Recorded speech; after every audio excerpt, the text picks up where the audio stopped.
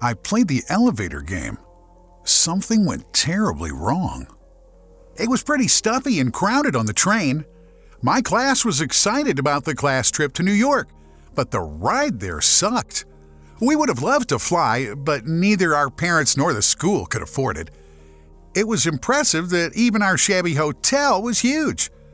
Mrs. Grimshaw told us that it had 18 floors. While she got the room keys for us, Mr. Garrison told us what to expect over the next 5 days. Visits to various museums, a shopping day, and visits to all kinds of sites. The rooms were of course divided up so that the girls were in rooms with other girls and the boys with other boys. How boring. I was already 12 years old, but what the hell? At some point, the teachers went to bed. Then we would meet up and play games like Spin the Bottle or Truth or Dare.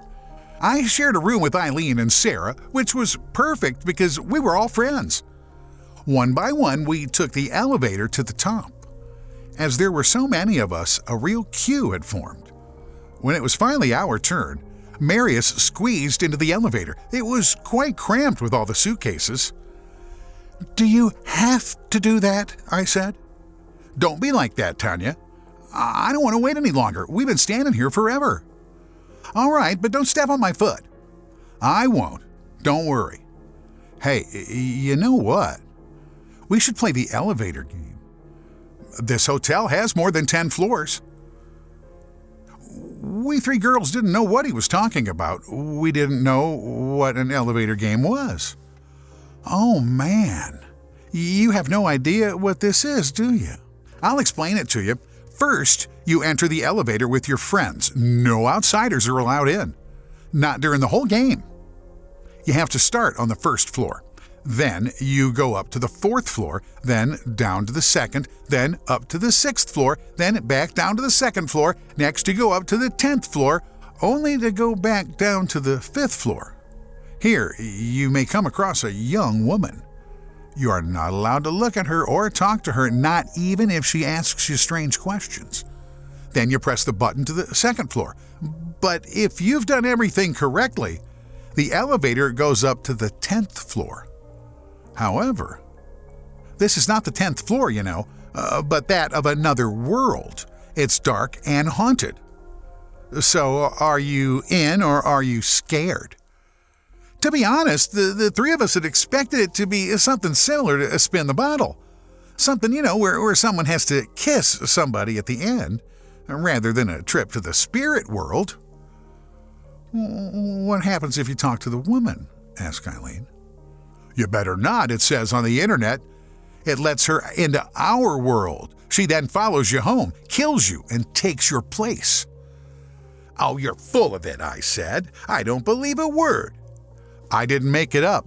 Just look on the internet. You can read it everywhere." Well, by now we'd reached our room and Marius had to go down another corridor.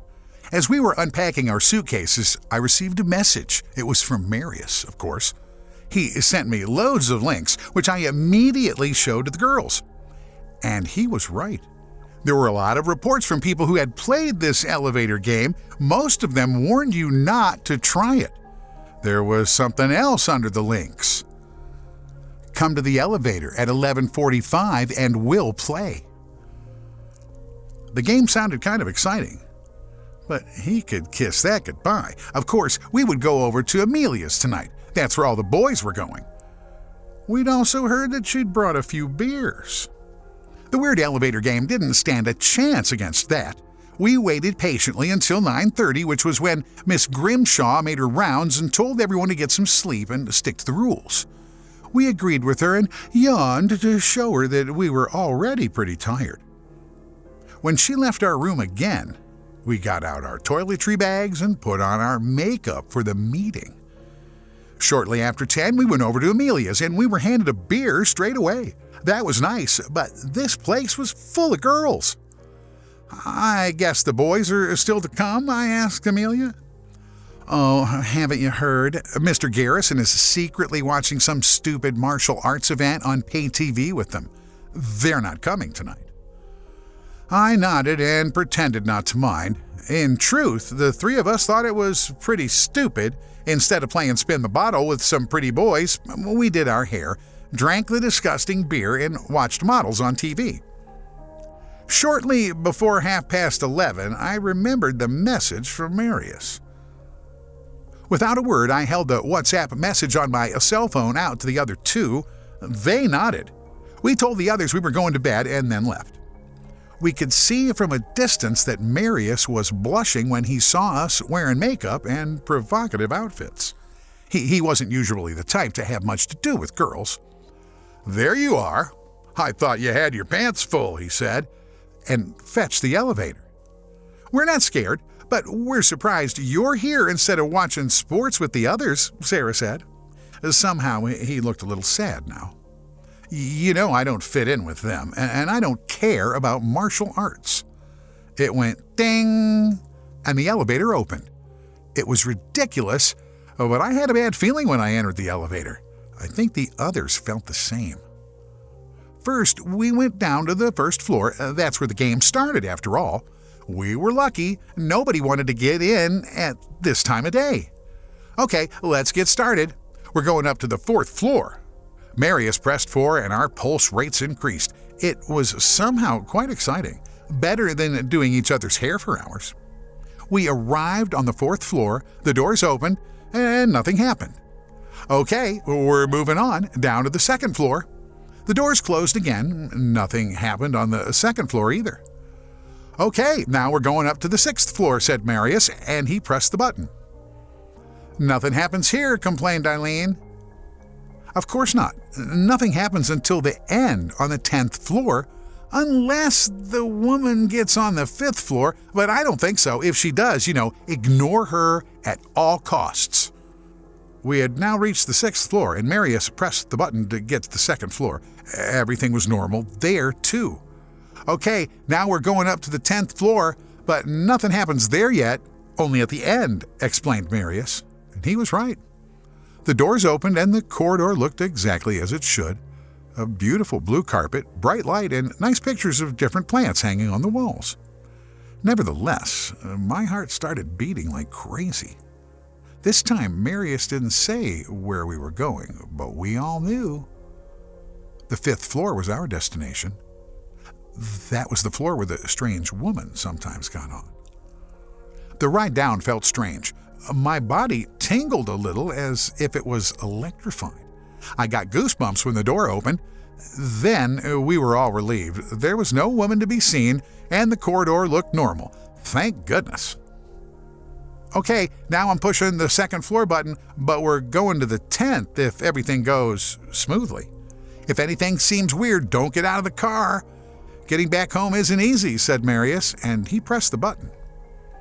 The doors closed, but then they stopped. A hand darted into the open slot and held them open. We were all startled. The doors opened again.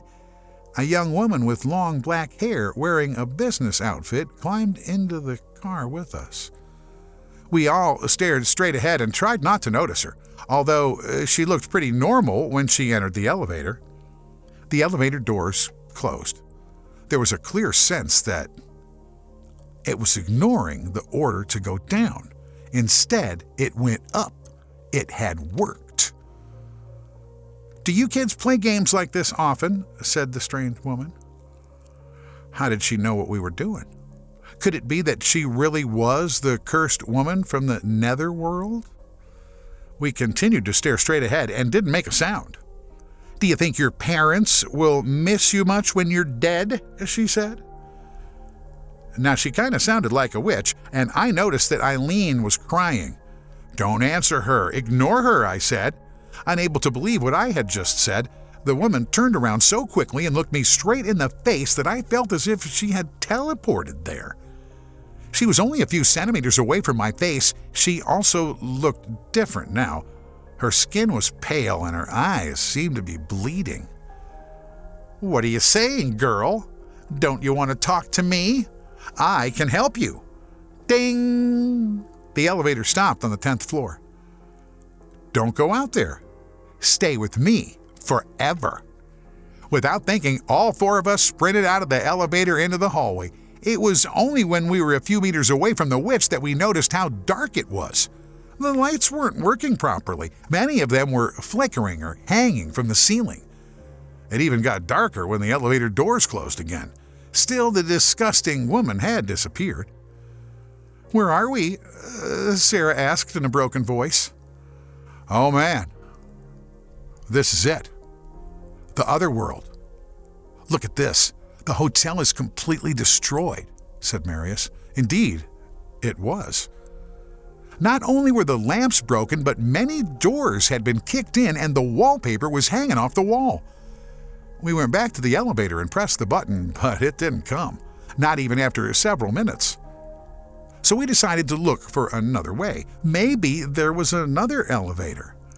As we wandered through the creepy corridors, I realized that this electrifying feeling was even more intense here.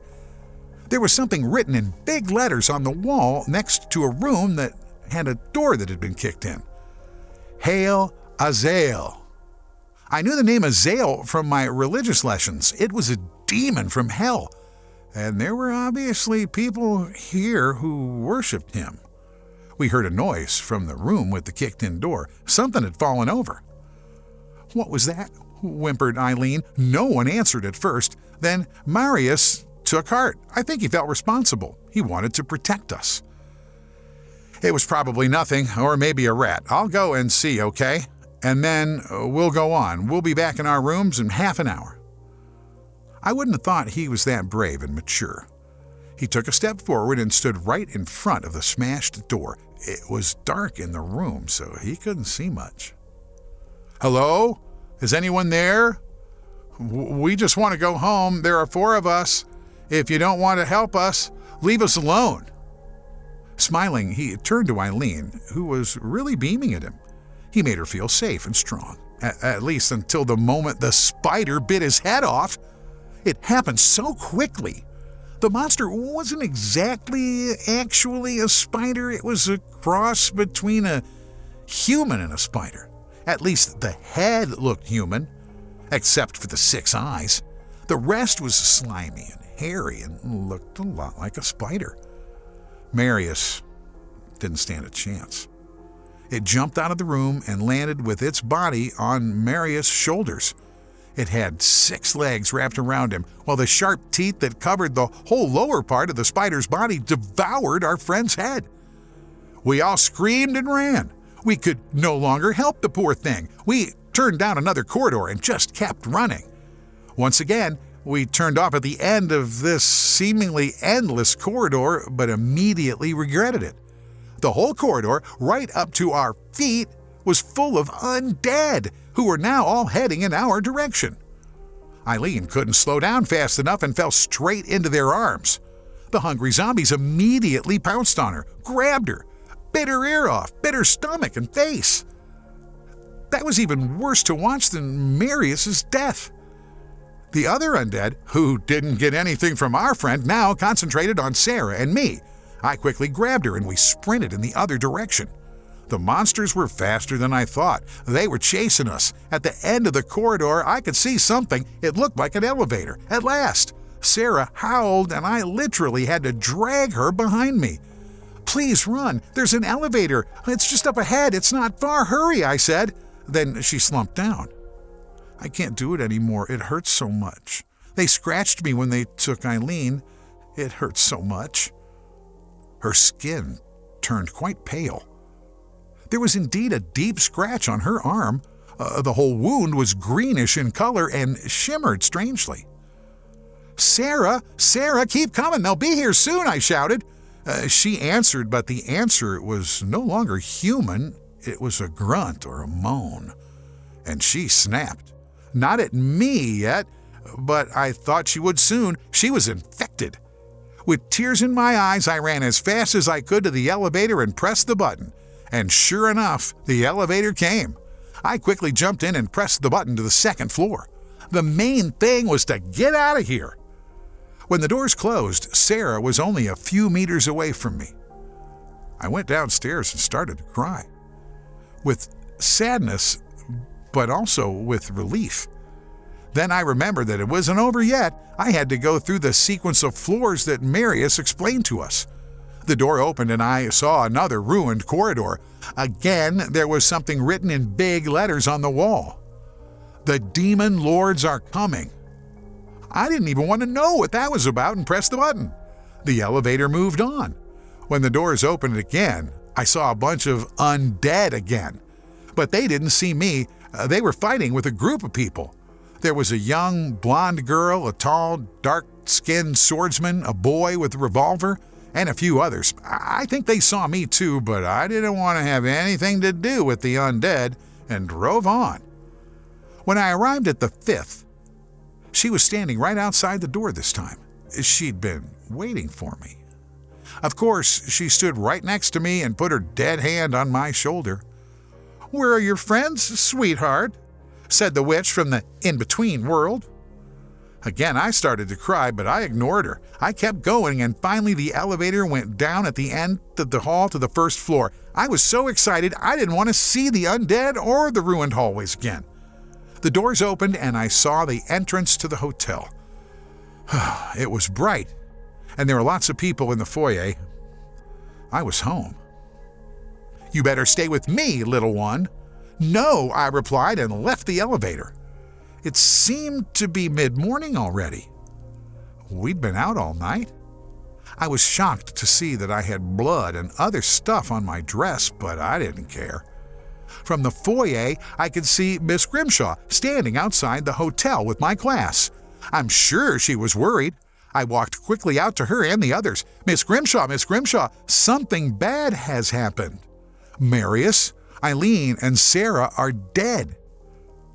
My teacher looked at me in amazement. "You're covered in blood. What happened to you, girl? What's your name?" My own teacher had forgotten what my name was. As I tried to hide my annoyance, I noticed that the sun was somehow so orange and a little darker than usual today. "How can you forget that? I'm in your class after all. I'm Tanya." The whole class looked at me like I was crazy. No, that wasn't quite true. They looked at me like I was a crazy stranger. "We don't have a Tanya in my class, but that doesn't matter. Come on, we'll call the police, my dear." Miss Grimshaw took me by the hand and walked me to reception. I might have been safe here, but I wasn't alone. Part 2. I met a witch in an elevator. She follows me now. I didn't belong here. It was a stupid mistake that I ended up here. I had played the famous elevator game with my friends, and what could I say? We didn't win. The 3 of them are dead. I was able to get out of the elevator alive, but I was no longer in my own world. The world I ended up in was very similar to mine. Sure, there were a few differences. The sunlight looked different. Historical events had happened very differently, and, oh yes, me and my family didn't exist here. So when I arrived in this world, I was first sent to an emergency shelter run by the Youth Welfare Office. Of course, nobody bought my story, neither the police, nor the Youth Welfare Office, nor anybody. They were sure that I'd made it all up to avoid having to tell the true story. I would certainly be a victim of violence and sexual assault and would escape into my fantasy world. In the beginning, I fought against it and got into trouble all the time. No one could deal with me. Then, I stopped telling my story and blended in. At least, that's how it was supposed to appear. This always gave me the luxury of being placed with a nice foster family. The Shropshires were great people, but they weren't my parents. My parents were out there somewhere in another world worrying about me. I tried as hard as I could to pretend to my foster parents, but they could tell I was unhappy. They thought it was terrible that I always dressed in black, dyed my hair black, and wore black lipstick. That was just part of my way of expressing my feelings, and they had to come to terms with it. Over the next few months, I read a lot. a few esoteric works, but mainly scientific books. I wanted to know if there was any tangible information about other worlds. And indeed, this theory was known here. They called them dimensions. But that probably meant the same thing. Around the time I was reading the books, I realized that she had been following me. We had encountered a witch during the elevator game. The rules said you weren't allowed to talk to her, and I'd broken that rule. Apparently, that gave her the power to follow me. The first time I saw her was when I looked out of the window in the evening. She was standing on the other side of the street and just grinning. Her skin was still very pale, her face was sunken like a dead man's, and her wet hair hung in her face. Then she walked on and left me alone for a few weeks. But then she became really aggressive. I saw her several times in the mirrors in the bathroom and in my own room. I taped up my mirrors as a result, but of course, I couldn't do that with the one in the bathroom. Apart from me, Mr. Doggies always seemed to notice them. Mr. Doggies was our St. Bernard, and one of the reasons why I found it halfway bearable here. Although the mirror in my room was taped up, he sometimes growled at it. To protect me, he now always slept in my room. That was a nice feeling.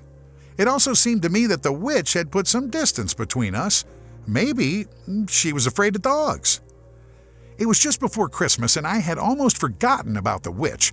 I was sleeping soundly in my bed when a disturbing noise woke me up. It was Mr. Doggies. He was crying. When I realized this, I pushed the covers aside and immediately went down to him on the floor. I wanted to stroke him, but when I touched him, I pulled my hand back. He was so incredibly hot. I had no choice but to wake up my foster parents. They didn't know what was wrong with the dog either. He got hotter and couldn't move. He seemed like he was suffering. My foster father decided to take him to the vet clinic and have him put to sleep. I insisted on coming with him, but I was to regret that. At the vet clinic, Mr. Doggies was so hot that his eyes were just a gooey mess. That and his fur, which had now almost completely fallen out, made the most horrible picture I'd ever seen. And I'd seen a lot. I was so glad when my dear protector finally fell asleep. There was no doubt who had done it. The vet and my foster parents, they couldn't make sense of what had happened to the dog, but I could. The witch had done it, and I would kill her for it. No matter what it cost me, she would suffer just as much as Mr. Doggies had suffered. Over the next few days, I withdrew quite a bit. I had to make plans. My foster parents were constantly trying to encourage me to do something to forget the whole thing. "Tanya, Mr. Doggies wouldn't want you to feel so bad," she kept telling me. Mr. Doggies didn't want anything anymore because that damn witch had boiled his brain. Too bad for her, because now I wasn't afraid of her anymore. I hated her. In the Brazilian jiu-jitsu lessons I'd been taking for months, I always had her dead face in front of my eyes and had to be careful not to choke my training colleagues too hard. Over the next 3 years, I got better and better and was pretty sure that I was capable of killing a person. I would find out if the same applied to the witch. According to the info I had found here about the elevator game, she would eventually take on my appearance and be flesh and blood to take my place. When that happened, I would strike, but I had to wait for that opportunity because something was suddenly happening in this world. I hadn't expected it. Cities all over the country were suddenly sealed off because of some kind of epidemic had broken out. At first, it was just rumors on the internet. Then more and more came to light, and the mainstream media also reported on it. The pandemic changed people. It killed them, but brought them back to life. In addition to the undead, there were other monsters on the streets. Some looked like spiders, some looked like bugs or werewolves. People in our area, including my foster parents, panicked. They were buying supermarkets empty, fighting over crates of water, fighting and sometimes killing each other. The police were still on duty, but they had no time to deal with anything other than the monsters. High-ranking politicians were eaten or infected, and so the government slowly collapsed. Many tried to leave the country, but it was not so easy. Planes stopped flying, and the epidemic had also broken out in neighboring countries. Soon, there was nothing on TV, and the only way to get information was the internet. The advice given there was simple. Don't leave your house. Hide in the cellar with supplies. I rarely saw the witch anymore. She looked more and more like me now. That was good. I would soon get my revenge, even in the midst of the apocalypse. I hadn't forgotten what she'd done. After several weeks without an official government, my foster parents decided it was best to leave the country. We'd already stockpiled a lot of cans of gasoline and canned food, but they thought we should still get firearms. I was against it, but they wouldn't be dissuaded. They told me to get dressed and wait in the garage of our house. They would drive into town in our second car and see what else was available at Barry's gun shop. They took a few canned goods with them as barter items in case he didn't take cash anymore. Even after 10 hours, they weren't back. I decided to wait another day, but I knew they wouldn't be coming back. They were sure to be eaten. Shortly before 24 hours was up, I suddenly heard something in the entrance of the house. At first, I thought my foster parents were back, but that noise sounded more like a burglar. I went out of my room, but before I reached the stairs, downstairs, I stopped. In the corner of my eye, I had seen something that shouldn't be there. I was standing in my parents' bedroom. Of course, it wasn't really me, but it looked just like me, down to the smallest detail. The witch laughed confidently and slowly came out of the room into the hallway. She deliberately blocked the way to the stairs. That way I couldn't escape. I took a quick look down over the banister. If I had jumped down there, I would definitely break something. But that didn't matter because I didn't actually want to get away from her. "What's wrong, girl? Are you scared?" croaked the witch. "No," I replied. Then I took a wrestling step toward her and grabbed her ankle. She hopped awkwardly on one leg and lost her balance when I pushed her backwards with my hand. The witch fell down the stairs but quickly picked herself up again. "That won't save you, girl. You can't beat me," she said. "Maybe not, but that one can," I replied. I pointed my finger at the creature behind her. The witch turned around and saw the disgusting human spider. It immediately pounced on her and bit her shoulder. The witch screamed in pain. Good. I took advantage of the distraction, ran down the stairs, past the two of them. The witch screamed again, and I stopped once more before entering the garage. I saw the spider bite her thighs, stomach, and face. That was satisfying. Then I sprinted into the garage and locked the door behind me. The key to our SUV was hanging next to the door, and I grabbed it. It had an automatic gearbox, and I'd been allowed to drive it a few times on the training ground. After loading all the gas cans, I packed as many cans of food and cases of water as I could into the trunk and back seat. That was certainly enough to get me to my destination. I pressed a button to open the garage door and drove off. I wasn't trying to get to another country. I was going to New York, to a very specific hotel that had a very specific elevator. I was very good at driving. I didn't have to change gear once, and I didn't have to follow the traffic rules either. On the way through the cities, I was amazed at how quickly everything had gone downhill here. There were no more people to be seen for miles around. Every now and then, one of the monsters would cross my path. Apart from the ones I knew, there were also human snakes and bats. They looked even scarier than the spiders, I thought. Every time I saw a monster, I accelerated and drove away. That usually worked quite well. It took me 2 days to get to New York. The city was just as dead as everyone else. Every now and then I heard gunshots and screams in the distance, but that was all. Then I found the hotel.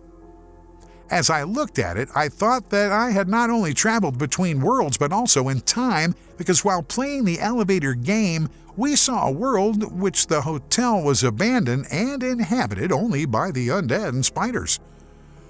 Maybe I was up there right now, running through the corridors with Eileen and the others, only to arrive here years before it all happened. That gave me a headache, and I stopped thinking about it. I carefully left the car and went inside. I was glad that the elevator was still working.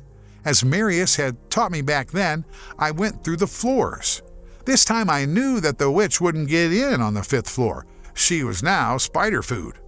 When the elevator stopped on the 10th floor at the end of the game, I saw a world that had nothing to do with the hotel. I saw fire, lava, torture, and death. It was hell. I was sure of it. This time I didn't get out and pressed 1. When the doors opened again, I immediately noticed the sunlight. It was my sunlight, not the orange one from the other world. However, my joy only lasted a short time. The reason I was able to enjoy so much of my sunlight was that I was standing outside. The elevator door closed behind me and it disappeared into nowhere. What was once the hotel was now just rubble. But it wasn't just the hotel. The whole of New York was in ruins, far and wide. I couldn't see a single building standing. What the hell happened here? I was home now, but I wasn't safe. Hey, horror fans, do you want to know how this story universe continues? Then click here on the next video.